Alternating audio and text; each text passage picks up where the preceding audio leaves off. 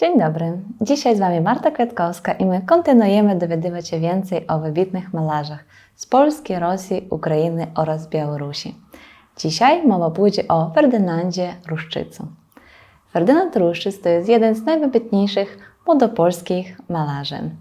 On był słynny i sławny jeszcze za czasów swojego życia, a jego obrazki cieszyły się wielką popularnością.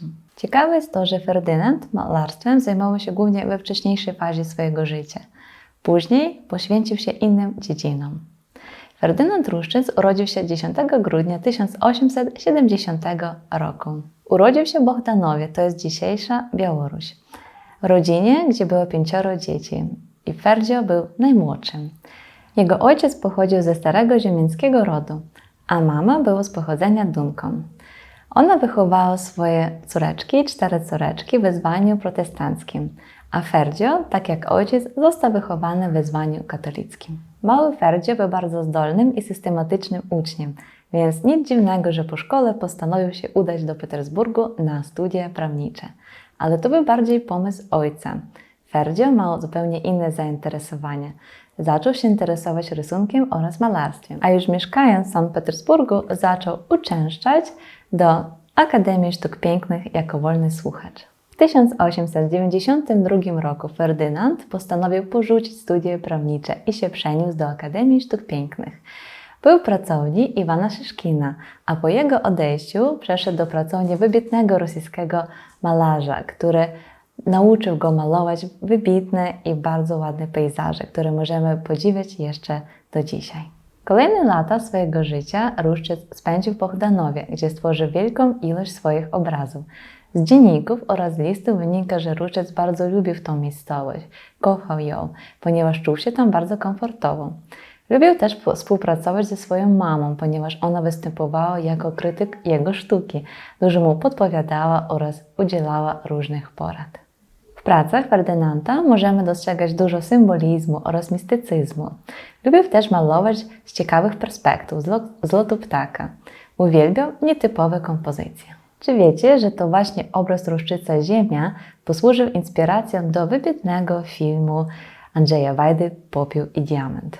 Możecie zobaczyć ten film, a dostrzegniecie duże podobieństwo. Po ukończeniu studiów Ferdynand na początku bardzo się starał podtrzymywać kontakty z środowiskiem Petersburgu, ale potem coraz mniej nawiązywał z nimi kontakt i coraz bardziej pragnął poznać malarzy z Wilna, z Warszawy oraz z Krakowa. Na przełomie 1903 oraz 1904 roku życia Ruszczyc brał udział w powstaniu Warszawskiej Szkoły Sztuk Pięknych, a kiedy ta szkoła została otwarta, on pozostał jej profesorem. A jednak artysta nie czuł się dobrze w Warszawie.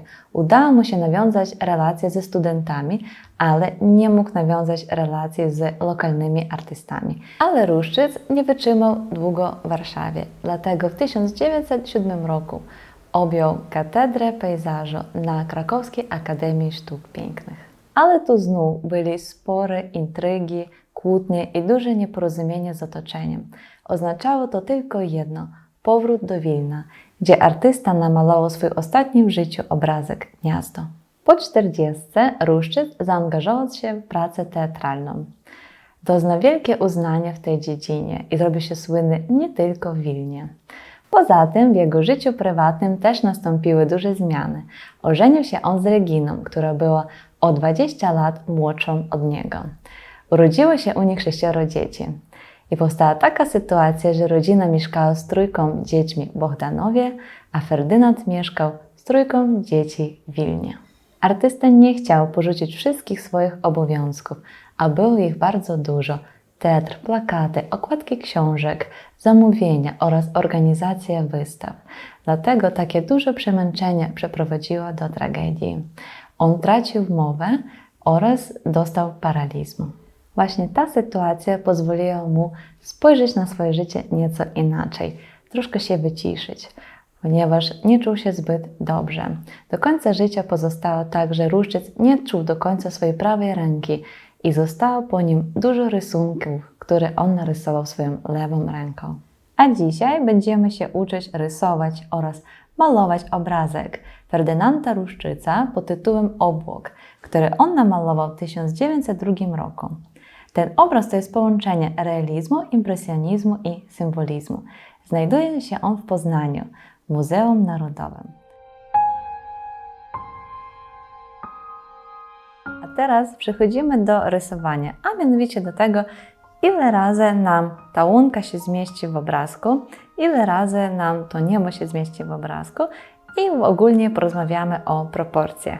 Dlatego, aby sobie pomierzyć te proporcje, warto przyłożyć ołówek w ten sposób, aby rysik był bardzo blisko do tej linii, a na dole przytrzymujemy palcami. Nam jest potrzebna ta odległość. I teraz mierzymy, ile razy ta odległość się mieści w obrazku. Widzimy, że raz, 2, 3,5.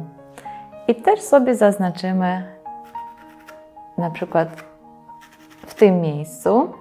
Zakładam, że ta łąka się będzie mieścić w tym miejscu i sprawdzam. Raz, 2, 3. Zobaczcie, i teraz ja się pomyliłam, idziemy troszeczkę wyżej. Pamiętamy, że to musi się zmieścić 3,5. Raz, 2, 3,5. Czyli to miejsce jest odpowiednie.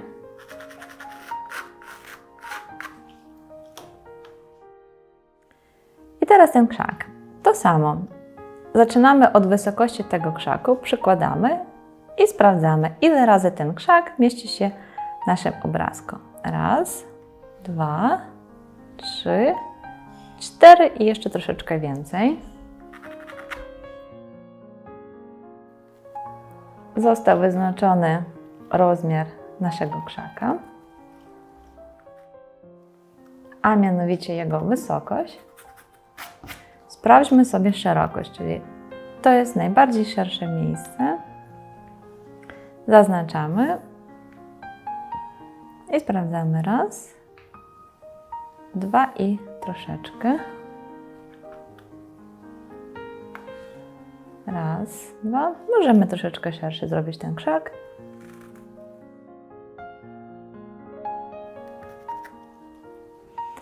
I teraz obłok. Szerokość. Raz, 2. Raz, 2. Ten rozmiar został trafiony. Sobie też bardzo ważne, w którym miejscu ten obłok nam się pokazuje na niebie. Zobaczymy, że to jest akurat to miejsce tutaj na krzaku.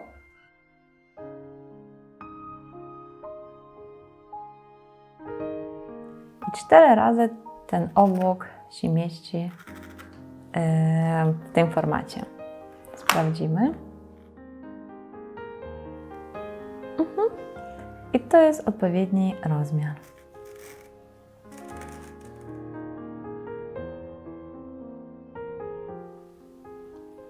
Tak z ciekawości warto sobie jeszcze zamierzyć tą odległość.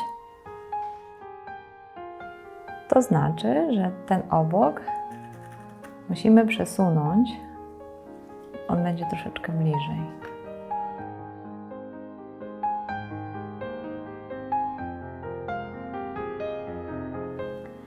Ogólne kształty tego obłoku oraz krzaka zostały zaznaczone.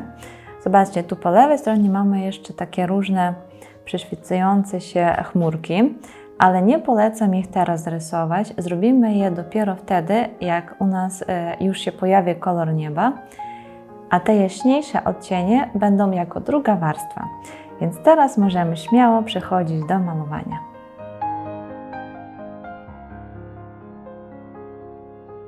No dobrze, mamy za sobą rysunek i teraz przechodzimy do farb. I idziemy od góry do dołu, czyli zaczynamy od tego miejsca i zobaczcie, tu nam się pojawia kropelka czarnego, więcej fioletowego, niebieskiego, a nawet różowego dodamy.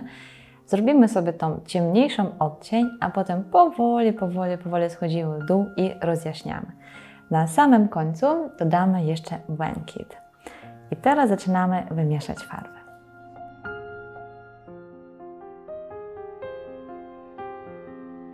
Zobaczcie, tu mamy troszeczkę czarnego, więcej fioletowego, różowy oraz niebieski. Warto sobie wymieszać, zobaczymy, czy my trafiliśmy w kolor. Kolor jest dobry. Mam jeszcze obok siebie ten różowy. Na bieżąco będę dodawać ten kolor, aby rozjaśnić gdzieś tu poniekąd te miejsca. Zaczynamy uzupełniać.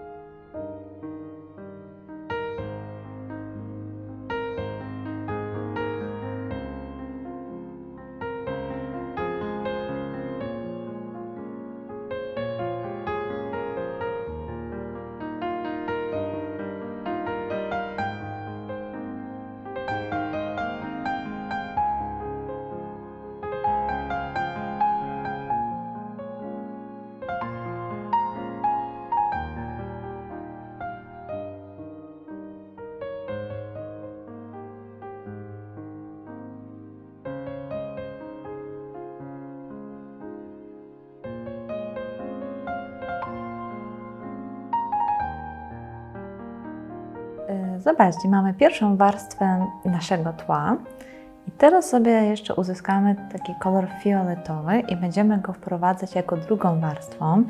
Widzimy, że ten fioletowy się prześwituje, się pojawia w tym obszarze. Znalazłam ten kolor i teraz zaczynam uzupełniać.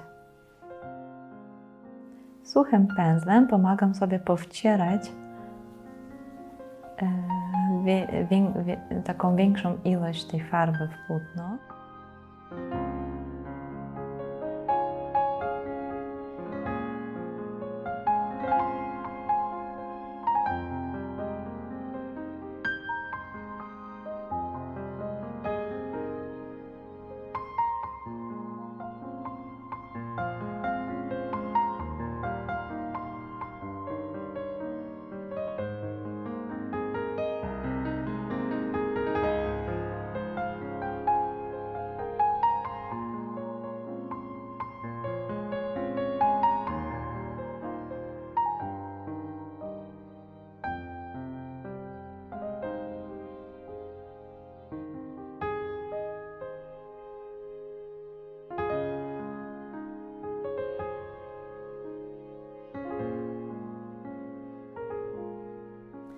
No dobrze, nasze niebo zostało już uzupełnione. Niech sobie wyschnie, poczeka, a my teraz się zajmiemy tym krzakiem.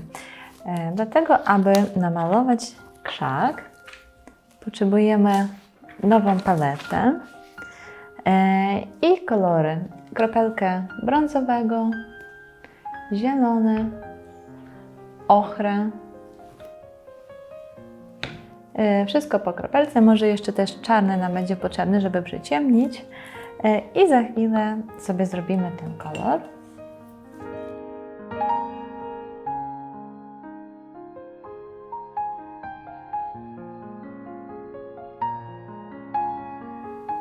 Uzupełniamy w ten sposób, aby nam takie się warstwy stworzyły, takie nawarstwienia farb.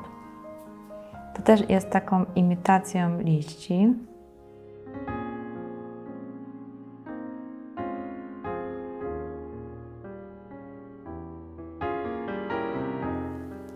I teraz zobaczcie, mamy dużo tego zielonego. Też mamy wielką ilość zielonego, widzimy tu na obrazku i warto sobie stworzyć kilka odcieni. Naszą bazą będzie ten kolor. Widzimy, że trzeba go rozjaśnić. Na przykład możemy z tego koloru zrobić ten. Aby to zrobić, warto tu dodać więcej ochry. Warto go rozjaśnić jeszcze jaśniejszym zielonym.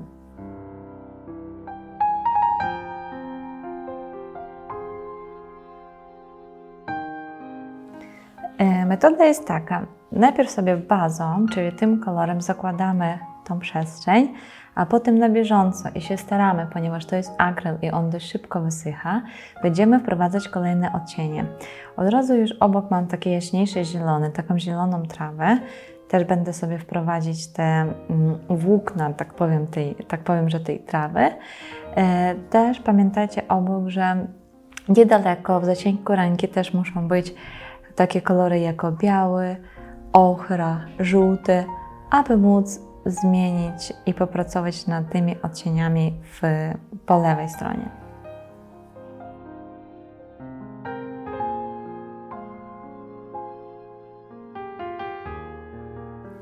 Tu widzimy, że jest cień rzucony od tego krzaka, od razu więc mieszamy ten ciemniejszy zielony z naszym obecnym kolorem. Od razu możemy się przejść po ciemnych zakamarkach tej łąki.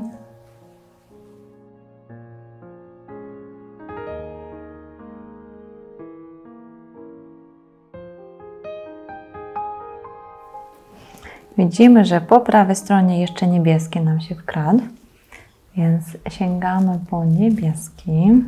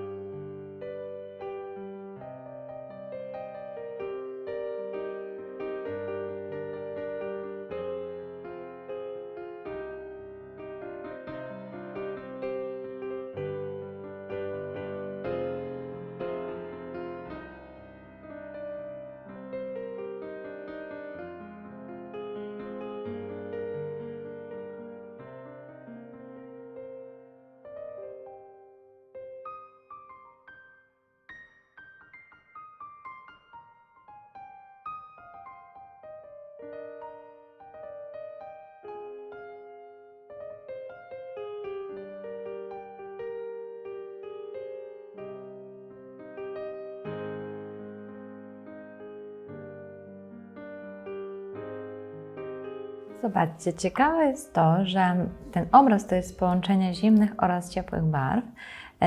Zimna barwa, zimny odcień tu się znajduje właśnie w tle, czyli to jest niebo, oraz ta chmurka po lewej stronie obok jest z przewagą ciepłych barw, czyli mamy dużo białego i do tego dodajemy troszeczkę ochry oraz żółtego.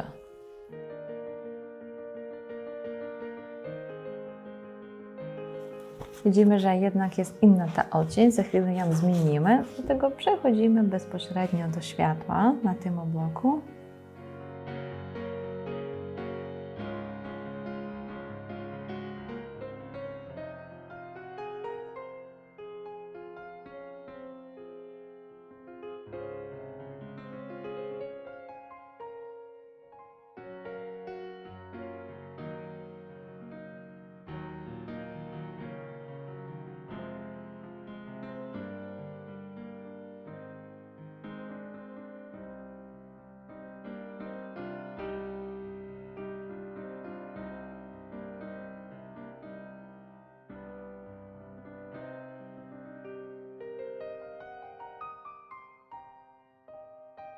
Popracujemy bardziej szczegółowo nad naszym obłokiem. Warto sobie wymieszać przybliżony kolor.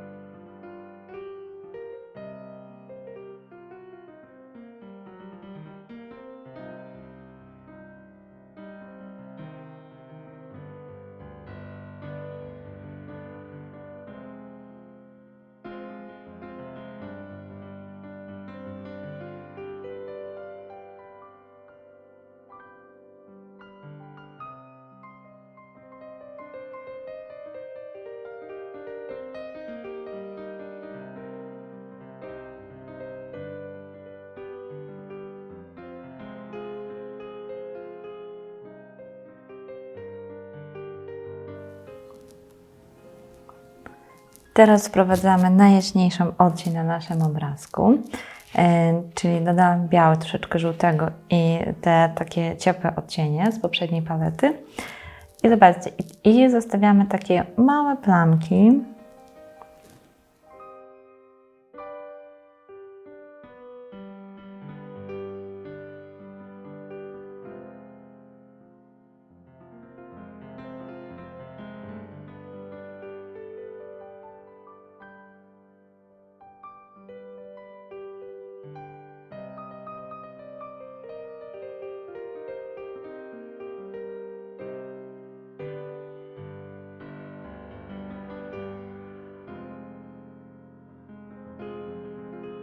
No cóż, ten obraz już został prawie skończony. Możemy sobie podsumować, przeanalizować, co się wydarzyło. Zobaczcie, obok jeszcze jest mokry, ale wszystkie cienie zostały wniesione. Też mamy półcień, to akurat jest ten kolor pomarańczowy, taki ceglany. I mamy światełko. Światło jest białe z dodawaniem żółtego. Odblikuje fioletowym. Dlaczego? Ponieważ to niebo jest takie fioletowe i daje taki odblask na obłok. Krzak jest dość ciemny z fakturką oraz ta trawa czy łąka została też wykonana bardzo w taki sposób fakturny. Na dzisiaj kończymy. Dziękuję Wam bardzo, że byliście z nami, a za chwilę przedstawię Wam, jak wygląda konieczny rezultat naszej pracy.